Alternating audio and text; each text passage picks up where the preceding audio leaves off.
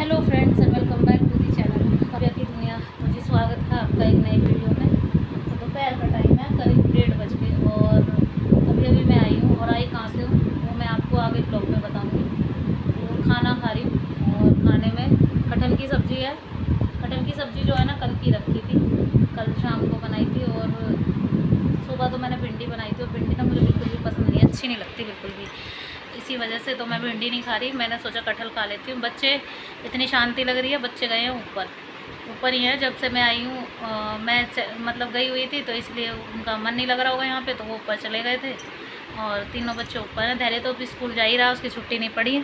पहले मैं खाऊँगी खाना और उसके बाद फिर घर के थोड़े से काम, थोड़ा सा फैला रखा बच्चों ने। ये देखो कपड़े वगैरह सब ऐसे, मतलब ज़्यादा तो नहीं है, कम ही है। बेड वगैरह तो ठीक है। जब गई थी ना, जब तो सब सही करके गई थी, लेकिन फिर आई उसके बाद थोड़ा बहुत तो मिलता ही है। बच्चे कितना भी कर लेंगे ना, तो थोड़ा बहुत तो फैलाते ही हैं चाहे कुछ। किचन तो ठीक ठाक है, किचन में जो भी बर्तन खाए पिया उन्होंने सब साफ़ कर दिए, क्योंकि धैर्य स्कूल गया था, वो भी काव्य घर पे ही, इसीलिए। तो यहाँ पे जो है ना, अब खाना खा रही हूँ मैं। खाना खा लेती हूँ, फिर उसके बाद एक सूट कटिंग भी करनी है। बाय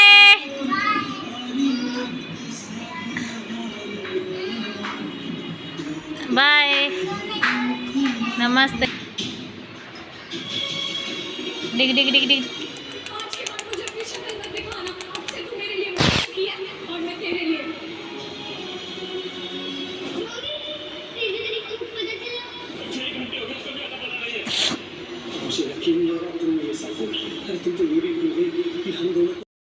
तो जी बज गए हैं 3:45 और यहाँ पे कर दी है कटिंग। मशीन भी लगाई हुई थी कपड़े की। और ये कपड़ा था मेरे पास, प्रिंटेड कुर्ती बनानी है इसकी। इस तरीके का प्रिंट है इसमें, ये देखो, जो पेपर प्रिंट वाला प्रिंट होता है वो प्रिंट है। और इनका मोर पंख का ध्यान रखना था कि ये मतलब सीधे हैं या उल्टे हैं, इनका ध्यान रखना है कि मतलब ये सीधे आने चाहिए। तो मैंने इसकी कटिंग कर दी है। बाजू इसमें निकली है पूरी, तो बाजू पूरी बनाई है। और बाजू में भी मैंने इस चीज़ का ध्यान रखा कि ये जो मोर पंख हैं ये सीधे आए।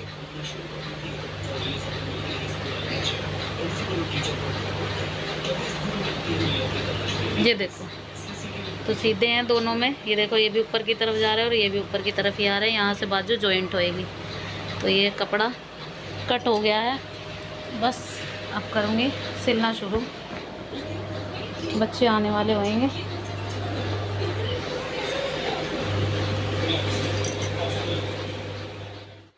तो जी यहाँ पे मैं बैठ गई थी सिलाई करने और करीब बैठी थी 5 साढ़े 5 के आसपास, क्योंकि जब कटिंग की थी ना तब तो लाइट चली गई थी। और लाइट जाने के बाद तो फिर यही रहता है कि मोटर वाली मशीन का जो लाइट होगी तो चलेगी, अदरवाइज़ फिर वैसे बैठे रहो। तो बस हमारे यहाँ पे आजकल लाइट जो है ना बहुत ज़्यादा परेशान कर रही है। अच्छा, आप लोगों के कमेंट आए थे मुझे बहुत सारे, और सब लोगों ने मुझसे पूछा था कि मतलब बुटीक से कपड़े लाने में मतलब कैसे। देखिए, बुटीक से कपड़े लाने का फ़ायदा तो है ही, मतलब बुटीक से कपड़े आपको डेली के मिल जाएंगे। एक तो चीज़ ये है कि हाँ, अगर आपके पास डेली कपड़े घर पे नहीं आते हैं जैसे यूजुअली सिलाई के लिए, तो ये होता है कि बुटीक से लाएंगे तो आप डेली के 1 सूट 2 सूट जो भी हैं आपको पीस रेट पे वो देंगे। और रेट किस हिसाब से देंगे वो देखिए आपके एरिया वाइज होगा। जैसे भी एरिया में, जिस एरिया से आपको सिलाई चल रही है उस एरिया के अकॉर्डिंग आपको वो कितना सिलाई में देते हैं। देखिए, कुछ तो वो अपने पास भी रखेंगे क्योंकि वो शॉप कर रहे हैं, तो शॉप पे उनका रेंट वगैरह सब कुछ है। अब जो भी है उन्हें अपना भी सब कुछ निकालना है। और जो मटेरियल है उनका सिलाई वगैरह का वो भी उन्हीं का ही लगेगा, क्योंकि जब भी हम सिलाई करते हैं ना बुटीक से लाके, तो अपना कुछ नहीं लगाते उसमें, हमारी सिर्फ एक सिलाई होती है। तो जो भी गले में बुकरम वगैरह, रील वगैरह जो भी कुछ लगता है ना वो सब उन्हीं का होता है। तो एक चीज़ तो ये है कि मतलब सामान हमारा नहीं लग रहा है, कोई भी मटेरियल कुछ नहीं लगेगा हमारा, सब कुछ उन्हीं का होगा। और दूसरी चीज़ ये है कि जब भी मतलब कपड़े जैसे आपके पास घर पे कम आते हैं तो बुटीक से आपको डेली 1 2 3 जितने भी मतलब उनके पास होंगे वो आपको देते रहेंगे और आपका काम ऐसे चलता रहेगा। दूसरी चीज़ ये है कि आपका हाथ भी और अच्छे से साफ़ होता चला जाएगा। अब रेट का मैं आपको नहीं बता सकती कि मतलब कितना रेट में यहाँ पे मिल रहे हैं या वहाँ कैसे मिल रहे हैं। तो वो जितना दुकान से कस्टमर से लेंगे ना उतने से हाफ़ ही आपको देंगे, उतना मतलब पूरा तो देंगे नहीं उतना, क्योंकि फिर आप खुद ही लगा लो कि उन्हें दुकान का रेंट वगैरह भी पे करना होता है। दूसरा अपना भी सब करना है, तो इसीलिए। तो मैं जहाँ से लाती हूँ मुझे भी सेम बस वही है कि हाँ आधे रेट में मिलते हैं, लेकिन मिल डेली जाते हैं। ये होता है कि एक कुर्ती, 2 कुर्ती, पैंट वगैरह जो भी है मतलब डेली के मिल जाते हैं और अच्छा रहता है। इससे मेरा काम जो है ना चलता रहता है और काफ़ी अच्छी चीज़ है देखा जाए तो ये। और आज जो है ना मशीन इतनी परेशान कर रही थी ना, तो बहुत ज़्यादा परेशान कर रही थी, बार-बार धागा मतलब टूटा जा रहा था इसका। अब मुझे तो मशीन के बारे में ना ये सब मेरे हस्बैंड ही करते हैं, मैं उनको ही बता देती हूँ, वही देखते हैं, वही करते हैं सब कुछ कि हाँ मशीन में क्या दिक्कत है। तो मैं तो कम छेड़ती हूँ, मुझे तो वैसे ही डर लगता है कि कुछ हो ना जाए इसमें, फिर ये मतलब अब तो चल भी रही है तब चले भी ना। तो जैसे-तैसे करके मैंने ये सूट कंप्लीट किया और पहले तो इसके गले ही अटैच किए, पेस्टिंग वगैरह से चिपका लिए थे पहले तो प्रेस से। फिर उसके बाद वे गले वगैरह अटैच किए और फिर उसके बाद फिर बाजू में मैंने सोचा कि डिवाइडर लेस लगा देती हूँ। डिवाइडर लेस से थोड़ा-सा लुक आ जाएगा, अच्छा रहेगा। आप देख रहे होगे मतलब कितनी बार इसका धागा आज टूट गया था।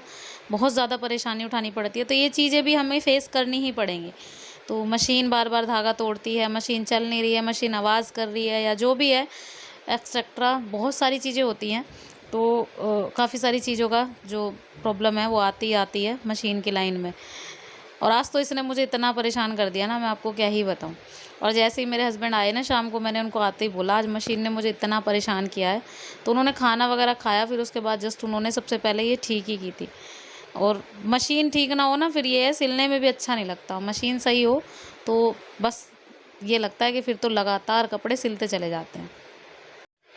काफ़ी सारी बहनें हैं जो मतलब पूछ रही थी मुझसे, कमेंट किया था और कि मतलब कितना देते हैं आपको, रेट इसका क्या, सिलने का क्या पैसे मिलते हैं, मतलब जो भी है।